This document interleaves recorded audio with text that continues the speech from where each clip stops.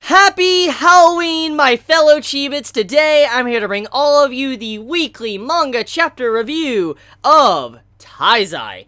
FYI though, before I get into the review, I need to make sure all of you are aware, next week there is no chapter of Taizai. Apparently at the end of the chapter, there was a break announcement for Taizai. So, if you were expecting a chapter next week, there's not gonna be one. So that's kind of sad, but I mean, all manga and all people need a break eventually. And if you think about the track record of Nakaba-sensei, this man works quite a bit. He barely takes any breaks at all, so it going on break makes a little bit of sense. I mean, this man barely took breaks. I think the last break he had, besides a mandatory break for holiday-wise, was when he got sick, and that was only for 1 week, and I think that was last year, wasn't it? Or early this year. It was either very early this year or last year was the last time Nakaba-sensei had a break that wasn't mandatory because of holidays and stuff like that. So, when you think about it, it makes sense. I mean, hey, if the man's wanting to take a break, 1 week off, I'm fine with that. The cliffhanger kind of sucks, but, I mean, I respect that. I mean, all people need a break eventually, so hopefully, you know, Nakaba-sensei gets well rested and whatever he might be working on gets done in the proper fashion. So, getting that out of the way, let's talk about this chapter. So, the chapter opens up with, once again, the comedy between Diane and King. Now, these two right here, okay? I've always shipped these two. For a very long time, I've shipped these two as a couple, because I really like Diane, I really like King's relationship, and the way, you know, King always gets embarrassed in Diane's relationship with him. I felt very bad for him when Diane forgot everything because of what Gowther did, but hopefully, you know, everything is starting to fill back in, and, you know, maybe Diane is feeling some feelings for King.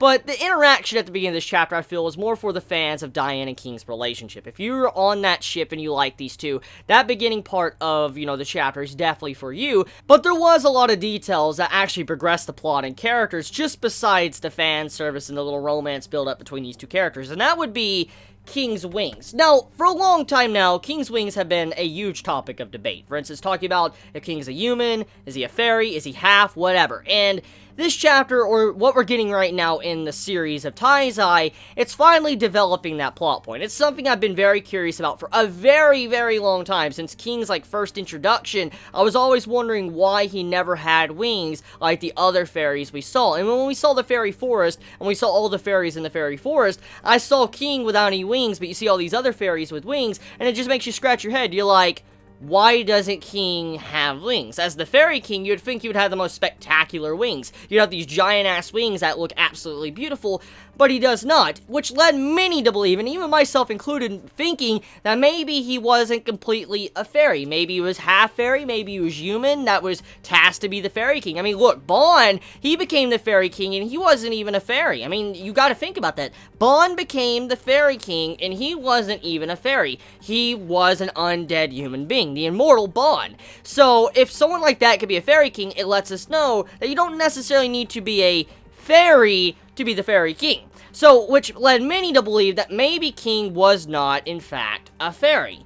But since King says his wings have yet to spout, and maybe he believes he is a fairy, but just something's going on, or maybe he just doesn't know about the origins of his life. Something could be going on there. So hopefully Nakaba-sensei is taking the time to really think this out and figure out what, you know, he wants to do with King's character. Now, when I'm talking about the beginning part of the chapter, besides, you know, the sprouting of the wings, there was a lot of fan service. I mean, there was Ass and Opie. So, if you like Ass, you like Opie, Nakaba-sensei definitely showcased that with Diane at the beginning of this chapter. So, yeah, I guess you can't just choose one or the other. For instance, let's say if you're an Ass man, you got your Ass, and if you're an Opie man, you got your Opie. So, there you go. I mean, you got both sides of the same coin. Now, moving on to the actual plot and stuff going on. So, overall, the chapter is relatively tame. I mean, it's a tame chapter, it's a wind-down chapter, and it's a chapter to really focus on some of the characters that haven't been shown for quite a long time. For instance, Diane and King and Matrona. Matrona's family has apparently moved into the forest where, you know, the Fairy King forest is, and her family's staying there, everything is fine, her people is there, and everything seems to be relatively going completely fine. For instance, the demons haven't invaded, the Fairy King forest isn't under attack, because apparently there's some form of filter, which we've kind of already been aware of, but there's a filter to where people can't find the location. Not even the Ten Commandments could find the location of the, you know, the Fairy King forest. The only people that could possibly find it would be, you know, the previous Fairy King or the previous Giant King. And that's kind of what leads to the ending events of this chapter. So the former Fairy King walks into the fairy forest, and there's like some form of magical dance going on. And this sequence, like this dancing sequence in the chapter, it can be relatively confusing. For instance, it took me a moment to really process what was going on because such the jarring shift in what was going on in the chapter. For instance, you had Matrona and them, having fun, messing around and stuff with the children,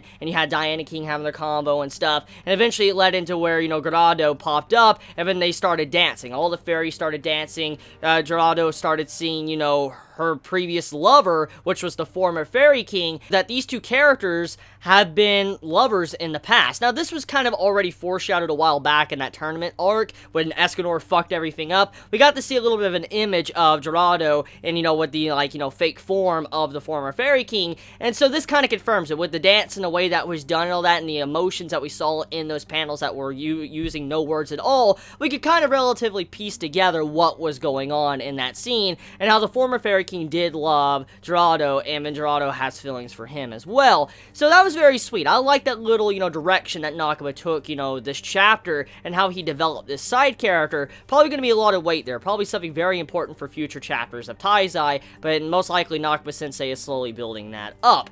Now let's talk about what, the former Fairy King did. He waltzed right into the Fairy King forest, and just completely snatched away Diane and King like it was nothing. He just went in there, snatched them, and got the fuck out. And then now they're somewhere where they don't know. There's like some form of teleportation, and they're at a different place right now, face to face with Balor and the former Fairy King. So if I had to place any bets here, since these two have kind of been, off the radar for a while, they could have easily have told the Ten Commandments where the Fairy King Forest was, and they haven't. And we do know that these two, at a long time ago, they were working with Meliodas to take down the Demon King. I'm going to assume these two have probably turned over a new leaf, or something else is going on here. Maybe they're trying to train Diane and also trying to train King to become the next leaders of, their people. For instance, the fairies and the giants. But also this can serve as some form of training arc for these characters, because King and Diane as characters, they're very strong in a way. I mean, King's a very powerful character, but they need a training arc, because there's a lot of characters right now that are not as strong as our main central trio. For instance, Merlin, Escanor, Meliodas. Those three are completely fucking broken right now. Like, they're completely OP. And the other characters are kind of slowly falling behind, because they just can't keep up with the power of them. So hopefully Diane and King get a power boost, and are able to power up in some way, get some form of training to where they can become stronger. As we know, Diane, she's been trying to practice her dance, because that's definitely going to lead her to her getting stronger, and King, he needs to sprout his wings. So I could see both of these happening. For instance, Diane is going to learn how to manipulate the earth a little bit better with her dancing, and you're going to have it to where, King is going to probably sprout out his wings and be able to become a true fairy. So those two things are probably going to happen. But let me know your thoughts in the comments below. You all have a wonderful day or night wherever you live. Please be safe. Chibi out.